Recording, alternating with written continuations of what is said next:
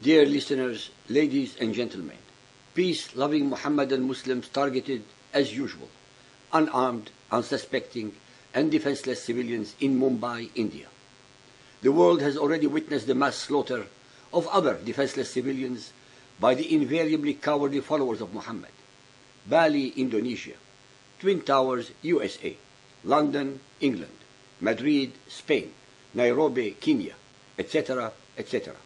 The sickening list can be recited forever. The terrorists are conducting their butchery in the names of Allah and Islam. So-called believers and unbelievers, please be aware that while the cartoons about Muhammad elicited mass protests, burnings, killings and kidnappings in many countries of the Mohammedans as well as in the West, not once have the same alleged peace-loving, law-abiding followers of Muhammad shown their disgust or revulsion at any of the above mass murders committed in the name of their God Allah and in the name of their belief, Islam. Their silence, especially in the Western democracies, where they instantly demonstrated about the cartoons with incredible venom and viciousness, is so complete it is deafening. Their silence speaks volumes about their lack of loyalty to the countries and peoples that harbor them, protect them, and feed them. As Muhammad said, silence means consent. Please remember and watch the videos of the enormous degree of joy and celebrations exhibited by the followers of Muhammad at the carnage of 9/11. They call themselves Al-Umm al-Islamiyya, that is, the Islamic people. This expression transcends race, color, or nationality, because it is based entirely upon the belief of these peoples in Allah and in Muhammad as his messenger. They consider any attack on any of them is an attack upon all of them. If belief is the foundation of the brotherhood of the Mohammedans, why are we so-called unbelievers so stupid as not to apply the same measure of logic to ourselves? Why should not any attack on any Christians be an attack on all Christians? After all, Christians also constitute one ummah, as the believers in Jesus as the Messiah. Why not the same be applied to all Hindus, all Buddhists, etc.? Why only to the followers of Muhammad? Why not, better still, consider any attack on any so-called unbelievers anywhere in the world as constituting an attack on all unbelievers? Why do our governments not act in concert with others to punish, if not eradicate, the sources that produce these cowardly and spineless mass murderers? We have amply demonstrated in our chapters that the source of the disease of Muhammadan Islam is a virulent virus called the Quran. This virus attacks the brain of the infected persons and eats away like an acid the cells that deal with logic, mercy, and compassion, turning the host into a hate-mongering, war-mongering, racist, and unthinking zombie, the perfect clones of Muhammad's pathological narcissism. This virus is propagated by the mullahs and educators of Muhammadan Islam in their mosques, in their media, in their educational system, every day of the year, and especially during Friday sermons.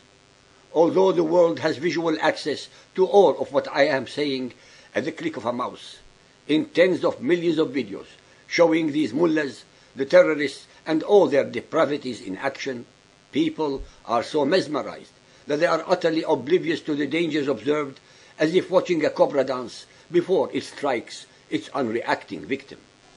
Please remember that the acts of terror conducted in all the above countries were perpetrated, orchestrated, and or performed by followers of Muhammad, who are citizens of the countries against which they committed these crimes.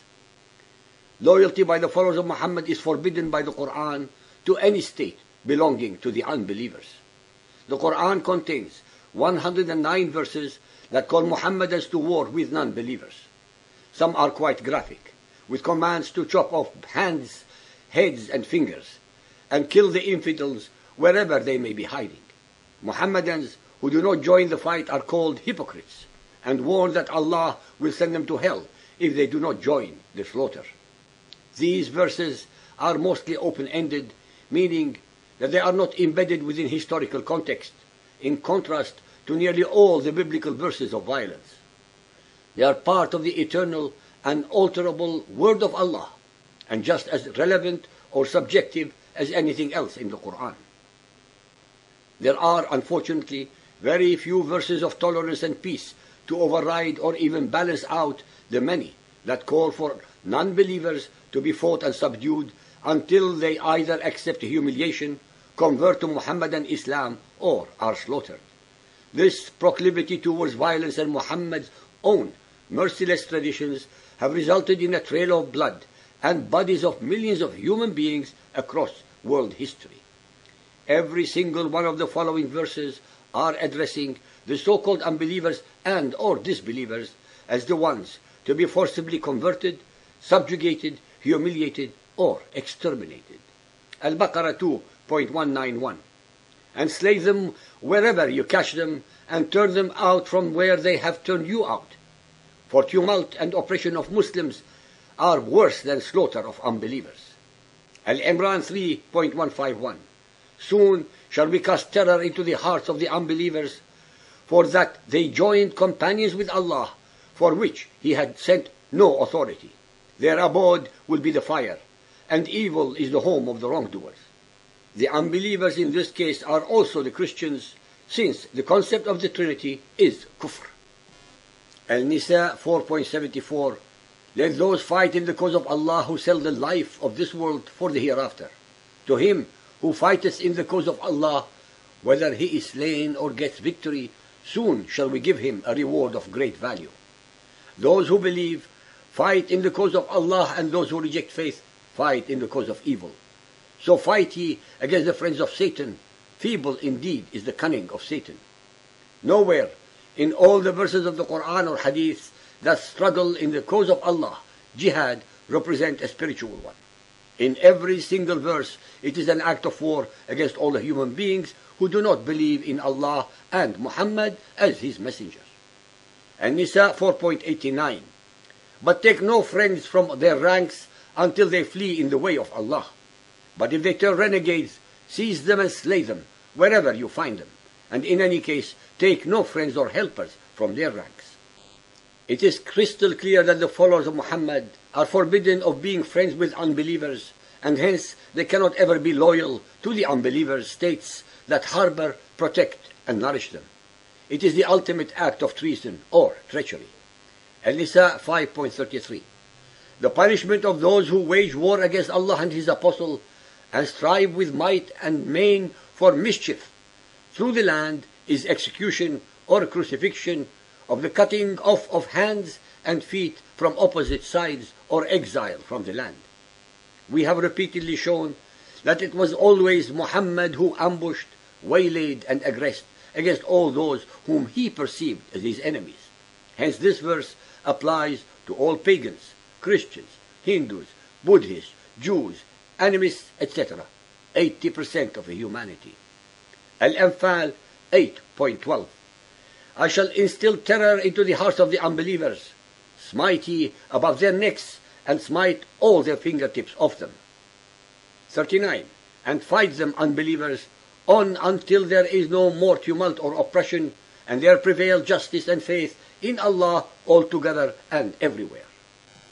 This is another clear and unambiguous verse indicating that the whole of humanity has to submit to one belief system, Muhammadan Islam. Al-Tawbah 9.5. But when the forbidden months are past, then fight and slay the pagans wherever you find them, and seize them, beleaguer them, and lie in wait for them in every stratagem of war. Fight those who believe not in Allah nor the last day, nor hold that forbidden which has been forbidden by Allah and His Apostle, nor acknowledge the religion of truth, Islam, even if they are of the people of the book, Christians and Jews, until they pay the jizya with willing submission and feel themselves humiliated. Even the people of the book, Christians and Jews, have to submit in humiliation to the will of the followers of Muhammad when the Muhammadans conquer their lands. This verse is not constrained to the Arabian Peninsula only, but is open-ended and global.